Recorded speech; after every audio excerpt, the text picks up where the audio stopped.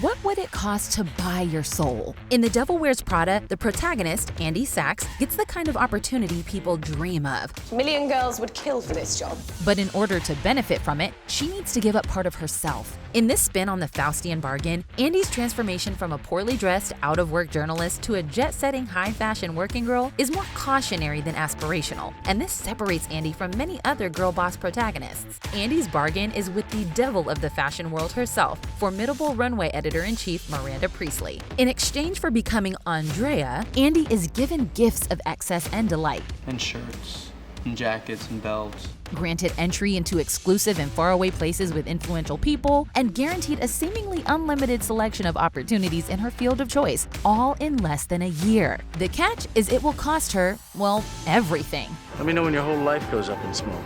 Her family, friends, integrity, and even herself. Eventually, Andy rejects the girl boss fantasy and the earthly pleasures of her deal with the devil, choosing a path more true to her core values. So what is it about Miranda Priestly's girl boss, lean-in style path to success that is so tempting to our onion-breathed heroine? Did someone eat an onion bagel?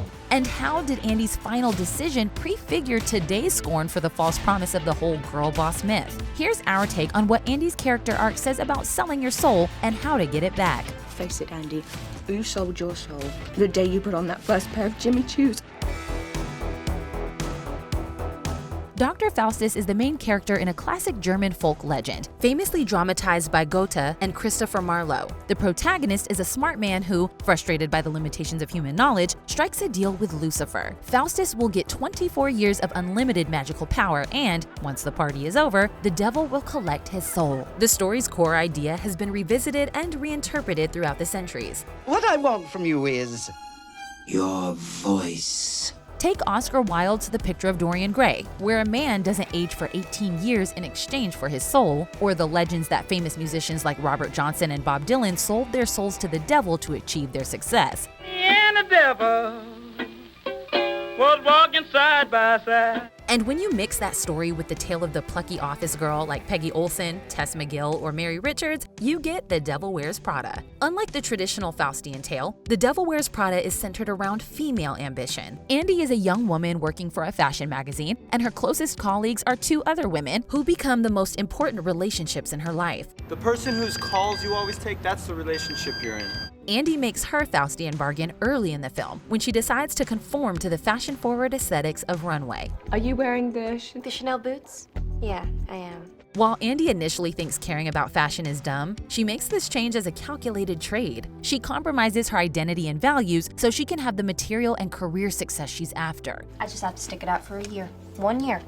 And then I can do what I came to New York to do. The film leans into the Faustian nature of this deal. Nigel's razor tongue, Emily's flaming red hair, and Miranda's sadism all make Andy's workplace a hellscape. Miranda in particular strikes fear in the hearts of everyone. I don't understand why it's so difficult to confirm appointments. No, I'm so sorry, Miranda. Like many other Faustian characters, Andy becomes unrecognizable to the people who knew her before her deal with the runway devil. For the last 16 years, I've known everything about that Andy, but this person, I don't get her.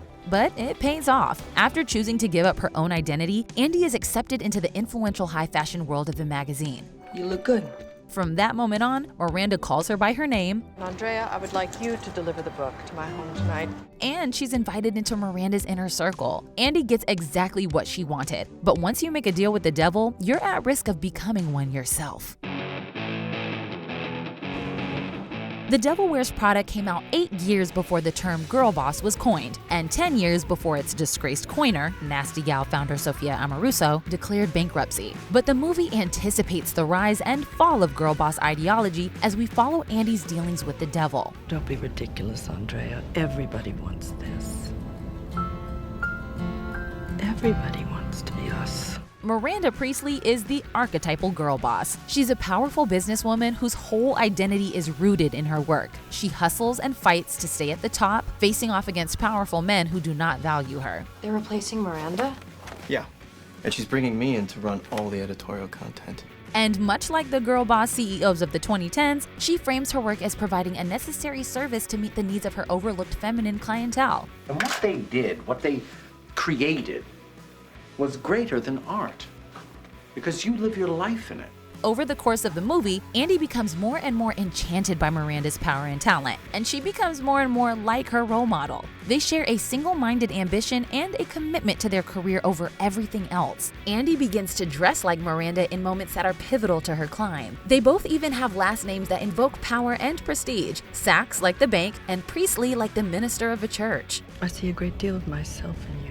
But as glamorous and magnetic as Mrs. Priestly is, the movie's representation of Miranda also exposes the more devilish aspects of being a girl boss. Her power emboldens her to be abusive, sadistic, and needlessly cruel. Details of your incompetence do not interest me. She creates a toxic and demanding work environment. Andy is on call 24/7, the pay is terrible, and the cutthroat culture means her coworkers don't exactly balance the scales. This echoes many real-life complaints about iconic 2010s girl bosses. CEOs who ran companies that promoted themselves as shining beacons of feminist empowerment, only to be subjected to lawsuits accusing gender-based discrimination, sexual harassment, and toxic work environments. The Devil Wears Prada gets what girl bosses a decade later seem to forget, that the patriarchal structure of capitalism creates an oppressive system, even when it's being led by fabulous women. Truth is, there is no one that can do what I do.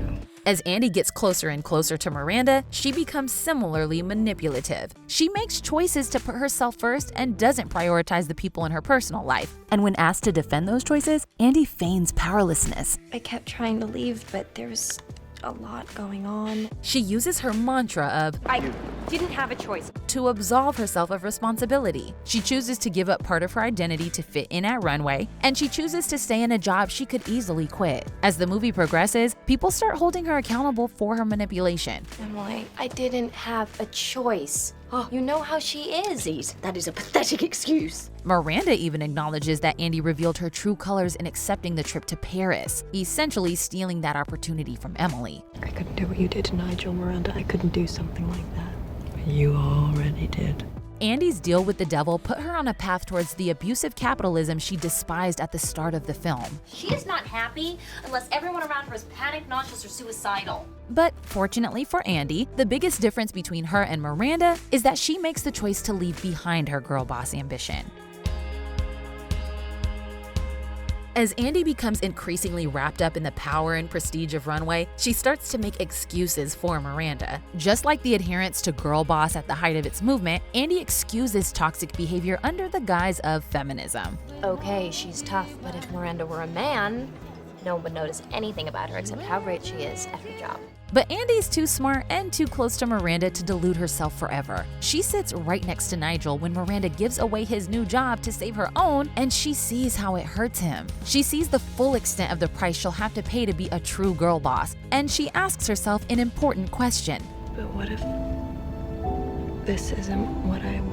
And so Andy chooses to walk away from the power and influence she was previously willing to compromise herself for. She fundamentally rejects the idea that we should kill ourselves for work and realizes the allure of girl boss culture is fake. I wanted to say that you were right about everything.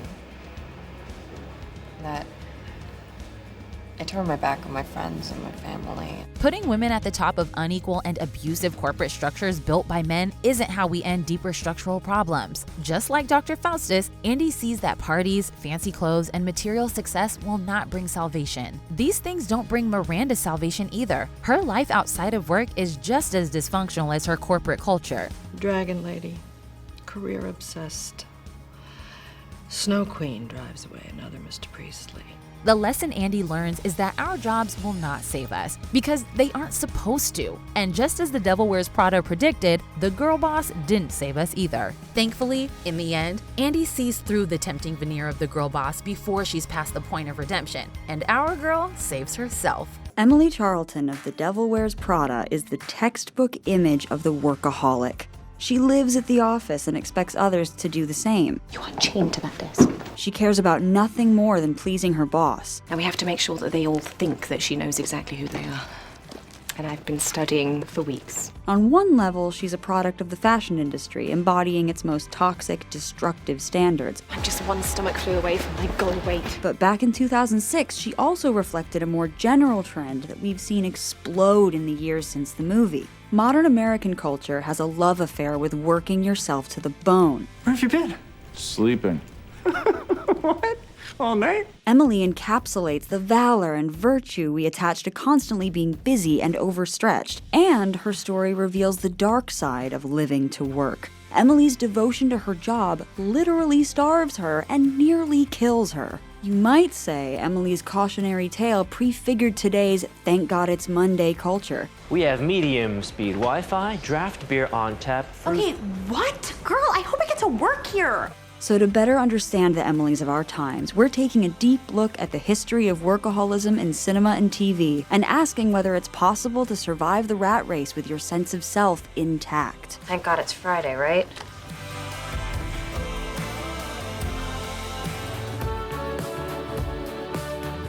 I'm gonna work until I'm 100 and then cut back to 4 days a week. Oh God, I'm already so bored thinking about that one day off. The term workaholism dates back to 1971, when it was coined to describe the compulsion or the uncontrollable need to work incessantly. On-screen workaholics cover a range of personalities, but they follow some common patterns. The positive view of the workaholic is someone driven by pure passion. This is gonna be so much fun! All night work! All night work! Often, they're in a high-powered, high-stakes career, and their exhilarating job is framed as the ultimate adrenaline rush. That was such a high. I don't know why anybody does drugs. The darker interpretation of the workaholic character is someone fueled by cutthroat personal ambition. Greed, for lack of a better word, is good. Or who's using their job to fill a deeper emotional void. She's a workaholic. Works frantically to avoid dealing with her weird mix of lack of self-worth and narcissism.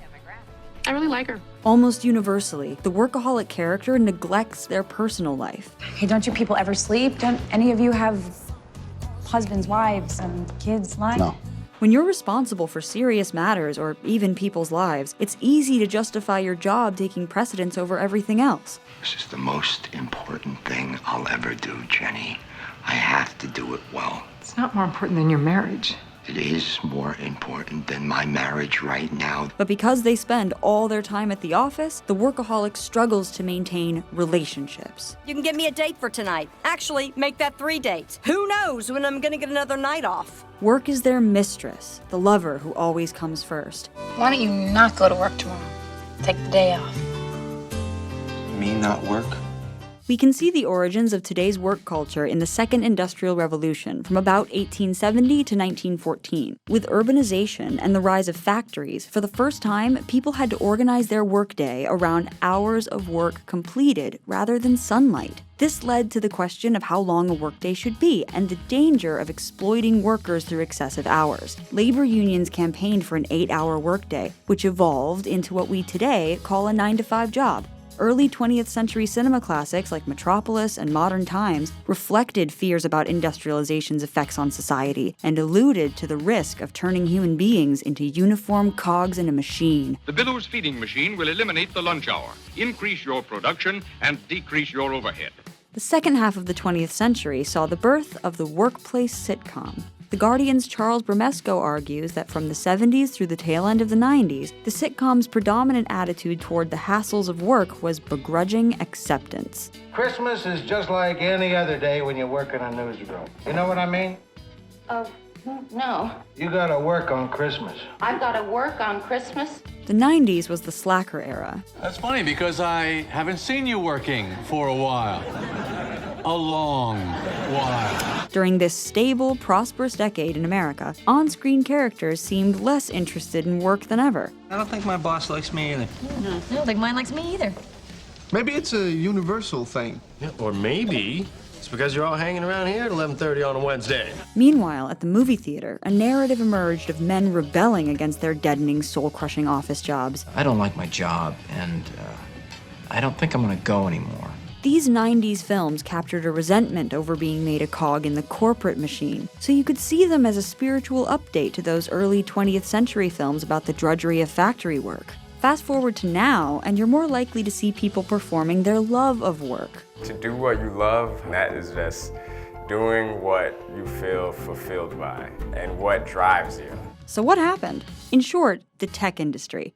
New York Times writer Aaron Griffith argues that today's work culture comes from the fact that starting around the new millennium, tech companies began offering perks meant to help companies attract the best talent and keep employees at their desks longer. Google was a little startup just like we are. And when they started bringing in chefs and masseuses, we thought they're nuts. And now they're worth over $400 billion. We can see this practice at play in The Devil Wears Prada too. Sure, Andy gets to go to Paris Fashion Week, raid the runway closet, and take home whatever expensive products her boss doesn't want for herself. Miranda didn't want it, so... Oh, no. This bag is at $1,900. I cannot take this from you. But in the long run, wouldn't more vacation time or higher pay be worth a lot more? We get emails from you at your office at 2 a.m. Your pay is terrible. According to Griffith, mainstream culture has been shaped by companies like WeWork with its brand of performative workaholism. With WeWork, you should expect a space to make a life, not just a living. Our culture has created a kind of glamour around working constantly. Kirsten keeps a cot in her office. Rick keeps a Tempur-Pedic cot in his office. It's like the Tesla of cots. In 2006, Emily was already completely sold on performative workaholism. I love my job. I love my job. I love my job. She's brainwashing herself into believing she loves her job in order to make it through another punishing day. And that raises the question, if our modern world is full of Emilys, how many of us are doing the same? I already have my dream job. You're your corporate research analyst. Oh, you're right, my job sucks.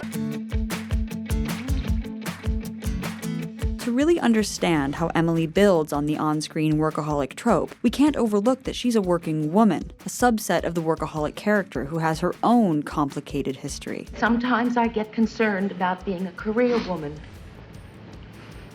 I get to thinking my job is too important to me.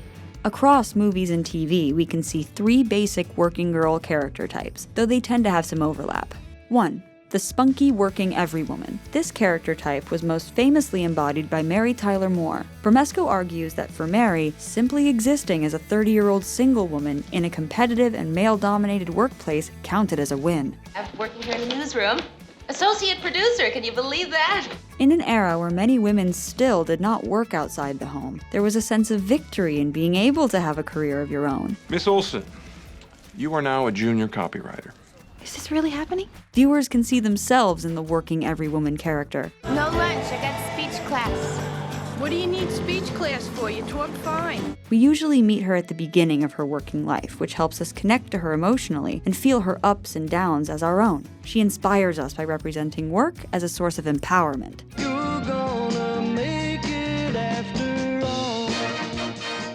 2. The career woman as cautionary tale. Unlike with the everywoman, we're often introduced to this character when she's well into her career, and her commitment to her job is no longer framed in such a flattering light. Just because you have no semblance of a life outside of this office, you think that you can treat all of us like your own personal slaves. In fact, we could read this trope as a cultural backlash to the young everywoman. This woman is my secretary. This is highlighted in Working Girl, where Tess, a clear example of our first character type, discovers that career woman Catherine is a jaded villain trying to pass off Tess's idea as her own. She rifled through my desk, found my memo outlining a Trask radio acquisition, and has been passing it off as her idea. It was my idea. The career woman is essentially the female version of the workaholic absentee father who doesn't spend time with his family. Peter, you're missing it. All right. Want a meeting tomorrow, a.m.?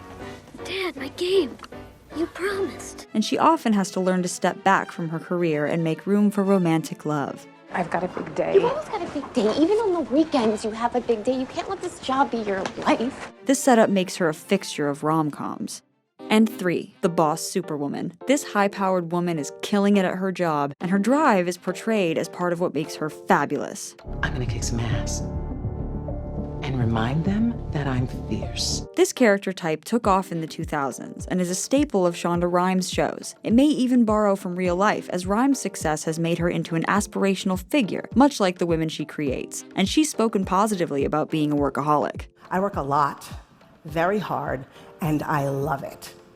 When I am hard at work, when I am deep in it, there is no other feeling. It is hitting every high note, it is running a marathon, it is being Beyonce. In part, this character's fabulosity comes from the fact that she makes her own money, which puts her in total control of her own life. You can't afford me. The ladies of Sex and the City prefigured this character type because the show explored the power of financial independence and not needing to rely on a man for economic support. And with that, Ms. Miranda Hobbs Esquire, aka Just Me, bought herself her first apartment and promptly took herself out for a drink. Interestingly, the three main female characters of Devil Wears Prada seem to fit neatly into these categories. Andy is the spunky working girl we root for. Well, look, you gotta start somewhere, right?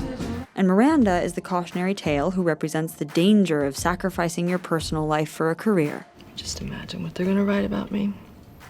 The Dragon Lady, career obsessed.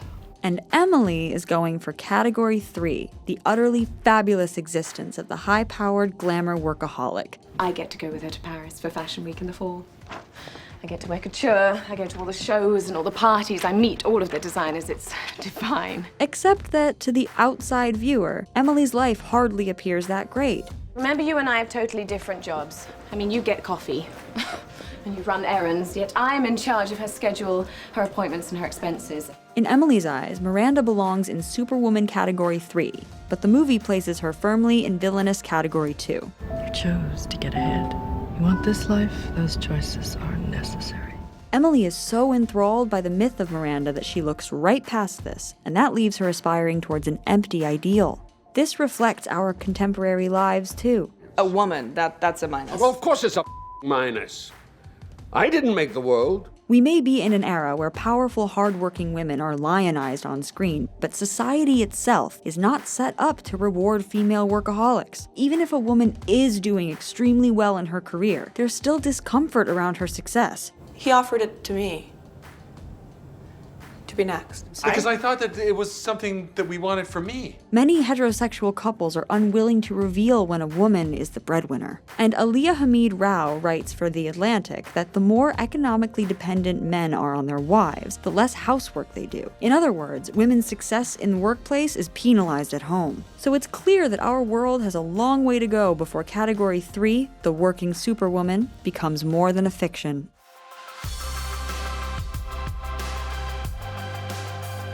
Emily's devotion to her work rivals religiosity. Our modern-day obsession with work can be traced back to the Calvinist branch of Protestantism. Sociologist Max Weber wrote that because Calvinists believed in predestination, they sought to be successful in order to prove they were part of the elect, destined to go to heaven. Today, it's not hard to see how the Calvinist idea of a calling has evolved into people seeing their careers as representing their life's purpose. I devote myself completely to my job. It's what I do, it's all I am. In a modern spin on the Protestant work ethic, some have argued that work has now effectively replaced religion as the arena where Americans seek meaning in our modern lives. A lot of people have essentially turned to work to find the very things that they used to seek from traditional religions. Transcendence, meaning, community, self-actualization, a totalizing purpose in life.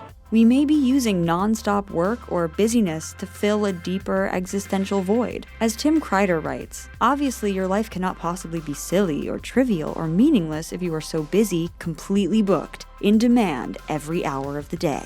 I get 20 minutes for lunch and you get 15. Worshipping at the altar of work turns the boss figure into a kind of deity. She saved me. She saved Huck. She saved Quinn. She saved you. Boar on the floor. I feel. Get down! Boar on the floor. I got it! There's perhaps no better encapsulation of the boss god than Emily's worship of Miranda Priestly as an almost mythical superhuman being. She's the editor-in-chief of Runway, not to mention a legend. Many people turn to religion to make sense of the world, but work wasn't designed to do such a thing. As Derek Thompson writes in The Atlantic, the modern labor force evolved to serve the needs of consumers and capitalists, not to satisfy tens of millions of people seeking transcendence at the office. Thus, the root of the problem is that we're told to look for profound meaning in our work in the first place. And the only way to be truly satisfied is to do what you believe is great work. And the only way to do great work is to love what you do. On the surface, this may seem like good advice. 1/3 of your life is spent at work, so ideally that time should be devoted to something you care about and enjoy. But the constant pressure to love your job sets people up to feel crushed when it doesn't unlock a deep sense of fulfillment. So just like Emily, from time to time, many of us could stand to be reminded that a job is just a job. I hope you know that this is a very difficult job, for which you are totally wrong. And if you mess up, my head is on a chopping block.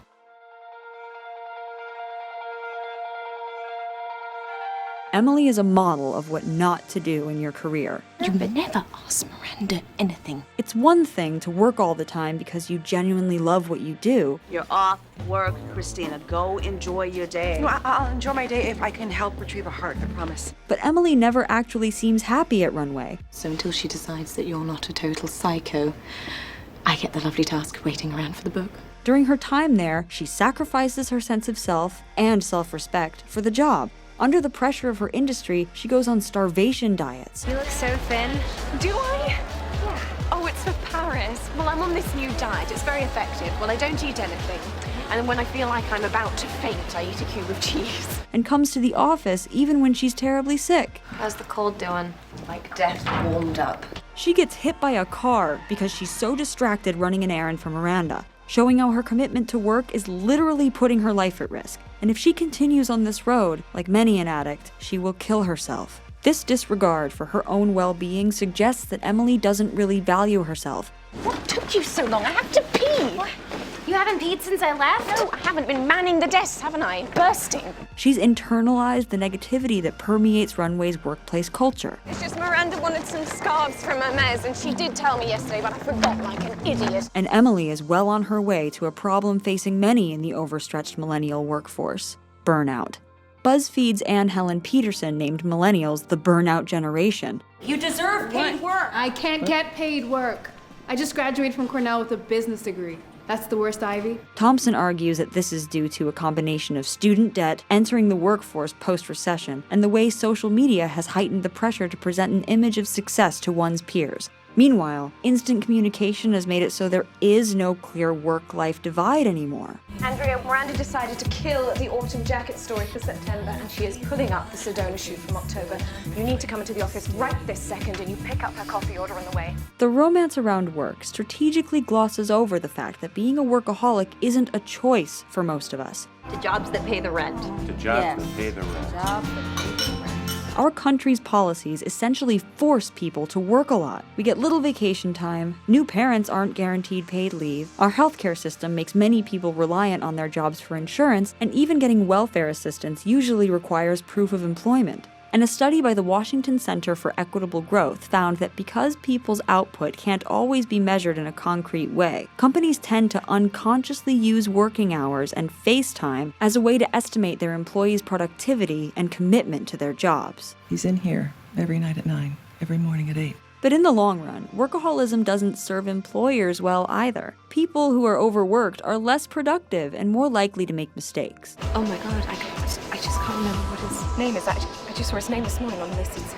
Oh, I know this. Even if you don't care if the rest of your life falls apart, you still shouldn't be like Emily, because her non-stop work style doesn't help her get ahead. How does Miranda show her appreciation for the way Emily is killing herself for this job? The tales of your incompetence do not interest me. She's been at Runway longer than Andy, but the new girl with no experience overtakes her in less than a year to become Miranda's preferred assistant. I need the best possible team with me.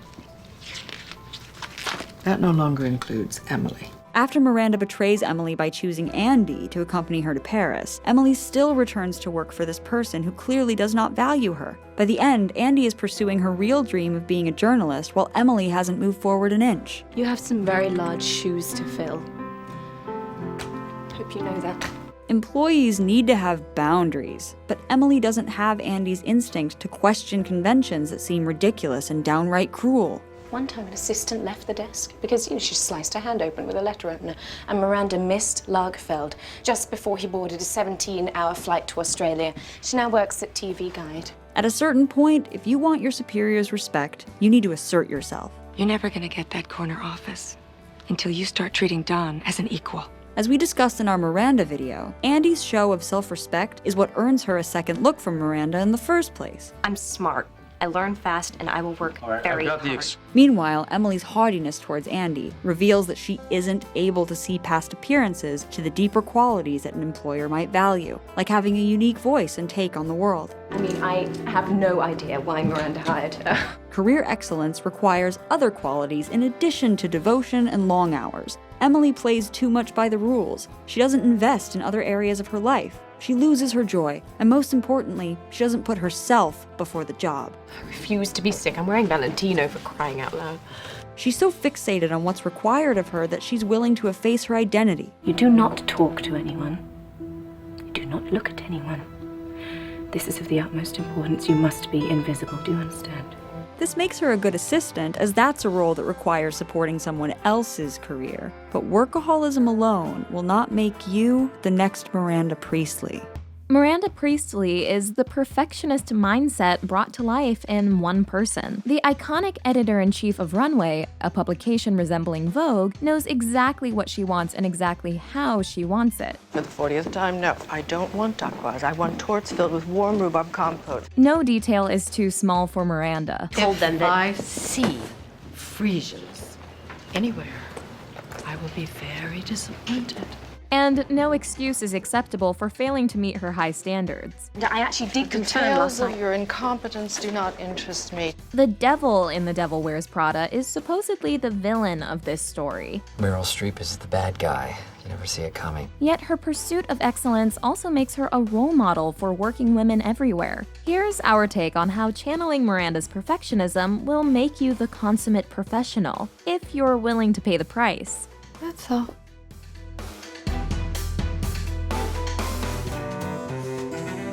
Perfectionism is defined as striving for flawlessness and being extremely critical when that bar isn't met. I saw all the pictures that he sent for that feature on the female paratroopers, and they're all so deeply unattractive. The image that sticks in most people's minds is the chaos that ensues before Miranda's arrival at work. She's on her way.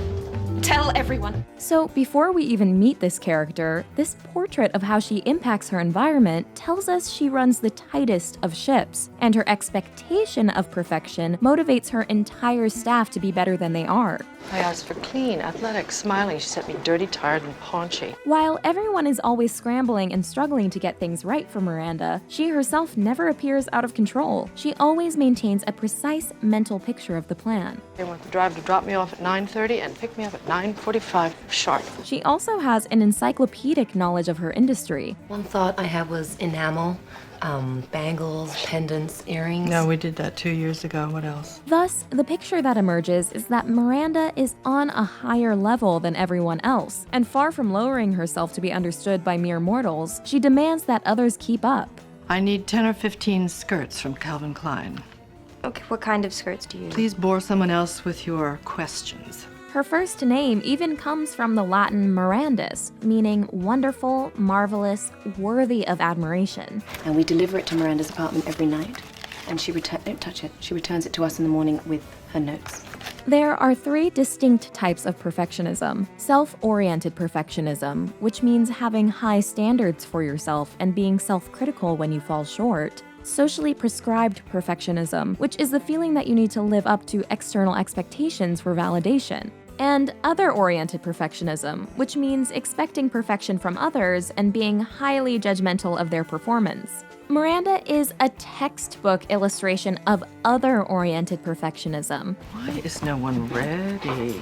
She accepts nothing less than the best from her employees and eviscerates them when they don't meet that standard. It's just baffling to me. Why is it so impossible to put together a decent run-through? You people have had hours and hours to prepare. It's just so confusing to me. As a boss, she creates an environment where everyone lives in a constant state of terror. But on another level, Miranda's exacting standards have a very positive effect. We can see the beneficial results of Miranda's mentorship in the transformation of her assistant, the movie's protagonist, Andy. Let's take a minute to look at who Andy is when the movie begins. She's woefully unprepared for her job interview. Who's Miranda? Oh my God, I will pretend you did not just ask me that. So you don't read Runway? No. She has no real experience outside of her college newspaper, nor can she find work anywhere else. Basically, it's this or Auto Universe. And she has a condescending, holier-than-thou attitude about fashion. Because this place, where so many people would die to work, you only deign to work. We know this young woman is smart and passionate. She's willing to give up what would be a more secure career path in order to pursue her dream of writing. I'm just trying to understand why someone who got accepted to Stanford Law turns it down to be a journalist. But she hasn't really accomplished anything yet when she arrives at Runway. What she learns from Miranda is excellence. Call my husband and confirm dinner. A pastis done. And I'll need a change of clothes. Well, I've already messengered your outfit over to the shoot. Andy starts off not understanding the importance of details. The amount of time and energy that these people spend on these insignificant, minute details, and for what? This lesson is epitomized in the scene at the run-through, where she doesn't see any difference between two belts. Both those belts look exactly the same to me. To Miranda, there is a glaring difference. And to underline her point that details are everything, she picks apart Andy's outfit. What you don't know is that that sweater is not just blue, it's not turquoise, it's not lapis, it's actually cerulean. Proving to this young woman how an eye for detail is key to unlocking a big picture understanding of the world. That blue represents millions of dollars and countless jobs. And it's sort of comical how you think that you've made a choice that exempts you from the fashion industry when in fact you're wearing a sweater that was selected for you by the people in this room. The other key skill Miranda teaches Andy is resourcefulness. We have all the published Harry Potter books. Twins want to know what happens next.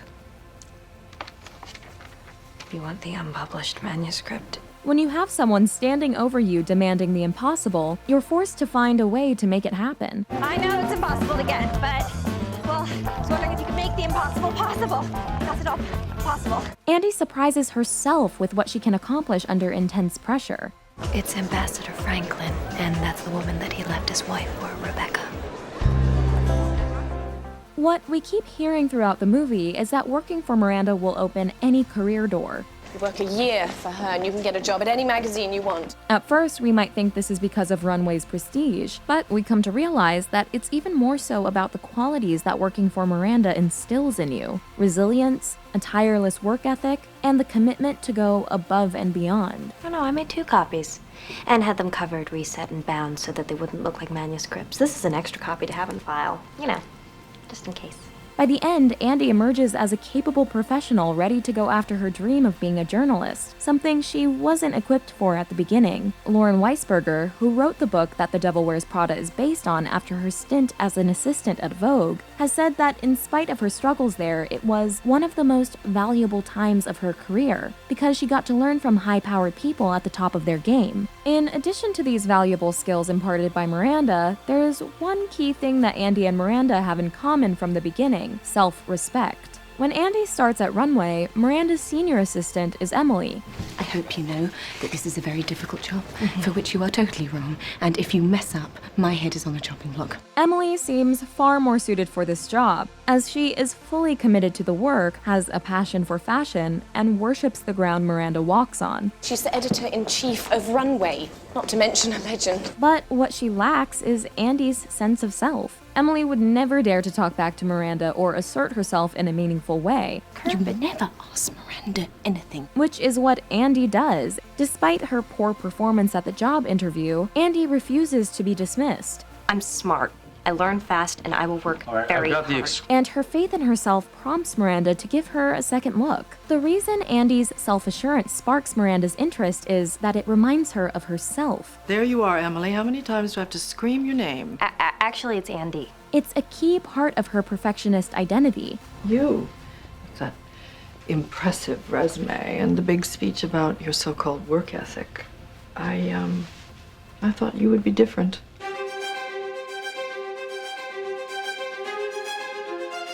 Through Miranda, the movie highlights the double standards that working women face in their pursuit of perfection. In the book, Weisberger based the Miranda character on her old boss, Vogue editor-in-chief Anna Wintour. But for her performance in the film, Streep went in a different direction by channeling men she knew in Hollywood, starting with Clint Eastwood. The fact that you don't raise your voice makes you much more scary. I got that from Clint Eastwood. Oh. He never raises his voice on the set.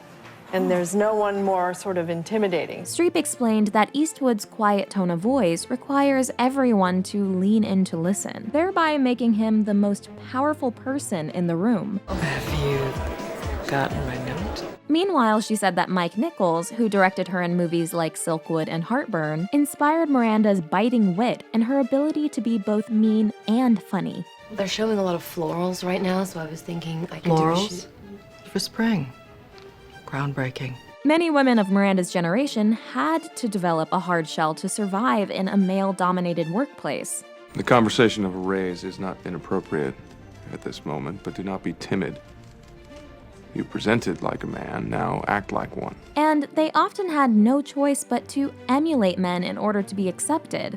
Do you think I act like a man? I guess you have to, a little.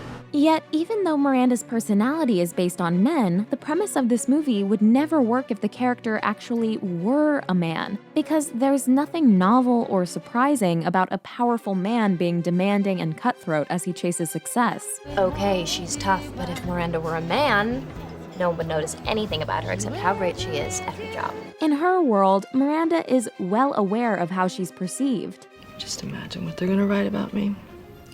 The Dragon Lady.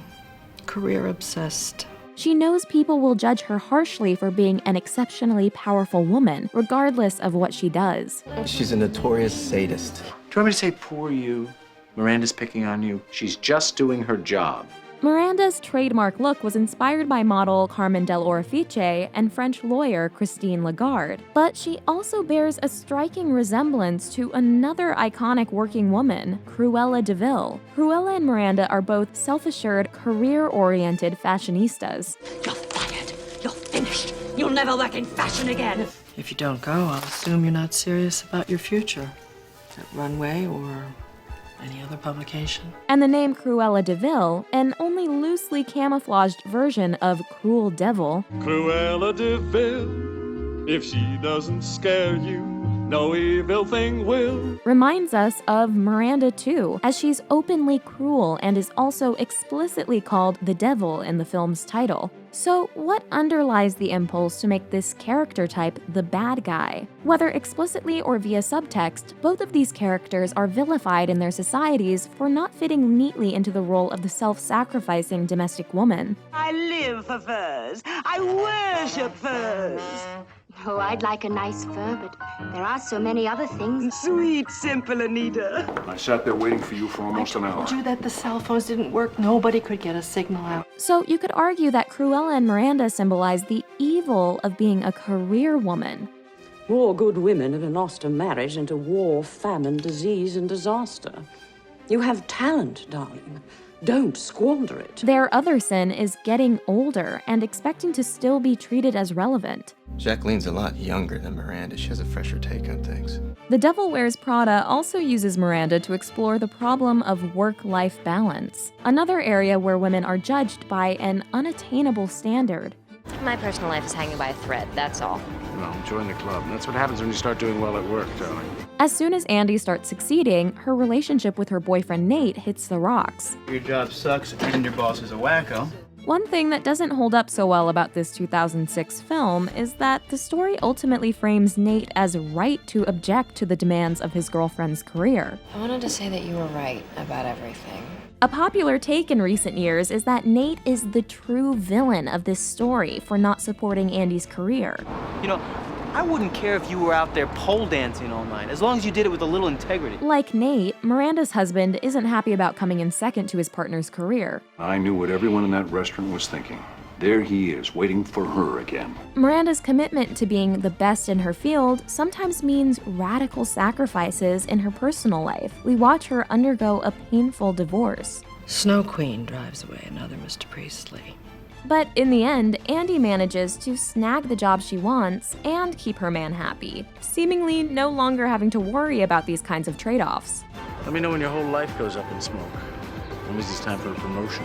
In the years since the movie came out in 2006, there's been a backlash against the overly simplistic and idealistic having it all narrative that Andy's happy ending perpetuates. We might apply this critical eye to Andy's foreshadowed future at the end of Devil Wears Prada. Just because she's not working for Miranda now, does that mean she's going to severely limit her work hours to keep her boyfriend happy? And if so, will this really get her to the top of her field as a journalist? The unattainable ideal of having it all puts unhealthy pressure on women to excel in both the work and home realms, without letting anything slide through the cracks. Ironically, it's another form of perfectionism. Another disappointment. Another letdown.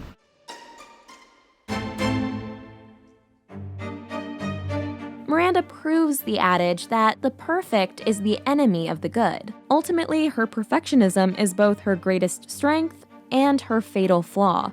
A perfectionist's resting state is dissatisfaction because in their eyes, things are never exactly right. And this layout for the Winter Wonderland spread. Not wonderful yet. So perfectionism can be a tyrant, making nothing ever feel good enough. Streep even said that embodying Miranda left her in a permanent bad mood on set. I think when you're a taskmaster and very, very disciplined and controlling, that everything is not quite right all the time. Miranda's staff also suffer due to her perfectionism. She is not happy unless everyone around her is panicked, nauseous, or suicidal. Her way of making people feel small and inadequate isn't a good strategy in the long run. Studies have shown that happy employees are actually more productive, and that people who feel appreciated and respected by their bosses are more likely to stick around. So ironically, even though Miranda ensures that the work is flawless, she falls far short of perfection as a leader. I really did everything I could think of. That's all. Miranda's perfectionism is, at its core, a form of egocentrism. After all, what constitutes perfection is subjective. And in this world, perfect is really just whatever Miranda thinks it is. So because she pursed her lips, he's gonna change his entire collection? You still don't get it, do you? Her opinion is the only one that matters. Eventually, Andy realizes that she only wants to follow this perfectionist mindset so far. She gets a wake-up call after Miranda betrays Nigel, Andy's beloved work ally who's looking forward to an amazing opportunity to leave Runway. He spots his freedom on the horizon. For the first time in 18 years, I'm going to be able to call the shots in my own life. And this statement is a reminder that working for Miranda requires a complete effacement of your own identity, a point that's also underlined by everyone calling Andy the wrong name for most of the movie. Emily. Emily. She means you. Well, it was very, very nice to meet you. Miranda girl. In the end, Miranda steals this opportunity from Nigel to give it to Jacqueline Follet in order to prevent Jacqueline from taking her position. When the time is right, she'll pay me back. You sure about that? Nigel is one of the few people Miranda actually respects and values. Zach Posen's doing some very sculptural suits, so I suggested that Testino shoot them at the Noguchi Garden. Perfect. Thank God somebody came to work today. So if she's willing to do this to him, there's really no one she won't screw over. Everyone else always comes a distant second to Miranda herself. You want this life? Those choices are necessary. In the aftermath of this betrayal, when the words of praise Andy has long desired from Miranda finally come, I see a great deal of myself in you. Andy takes them as an insult. I couldn't do what you did to Nigel, Miranda. I couldn't do something like that. You already did. To Emily. She realizes that she has become Miranda, not just in the good ways, but also in the total self-centeredness. I didn't have a choice. Oh, you know how she is. Please, that is a pathetic excuse. At the movie's table read, Streep changed Miranda's last line in the car scene from "everybody wants to be me" to "everybody wants to be us." But Andy rejects Miranda's self-centered, perfectionist, by any means necessary value system. In the moment on the red carpet when Miranda realizes her assistant isn't obediently following behind her, we can see shock subtly register on her face. for once, somebody didn't want to be her. There might also be a small part of Miranda that's impressed by Andy here. By separating from her mentor, Andy is following her own star, and that means she's continuing to be a lot more like Miranda than she even realizes. In the end, it's clear that the ex-boss respects the competent, professional woman her protege has blossomed into. Saying that of all the assistants she's ever had, you were by far her biggest disappointment. And if I don't hire you, I am an idiot. And when she watches Andy in the final scene, we gather from Miranda's expression that deep down she's proud and happy for this next generation working woman who made it out of Runway with her humanity and core principles intact. She may be her movie's villain, but Miranda Priestly is an icon. Where's Armani? He's on the phone. Too slow. You're not going to Paris. I'm so much better than you are. Indisputably the best part of Devil Wears Prada. By all means, move at a glacial pace. You know how that thrills me. And she achieves the kind of career success most of us can only dream of. Director David Frankel said, "My view was that we should be grateful for excellence. Why do the excellent people have to be nice?" Is there some reason that my coffee isn't here? Has she died or something? What's so empowering about Miranda's character is that her sense of superiority is earned. And what everyone keeps telling Andy is true. Congratulations, young lady. 1,000,000 girls would kill for that job. It's a privilege to learn from this incredible woman. Is it impossible to find a lovely, slender female paratrooper? No. Am I reaching for the stars here? Not really. So we can learn from her to hold ourselves to lofty standards. Even if we don't achieve perfection, we just might arrive at greatness. That's The Take. Click here to watch a video we think you'll love, or here to check out a whole playlist of awesome content. Don't forget to subscribe and turn on notifications. And make sure to subscribe to our Patreon for exclusive new videos.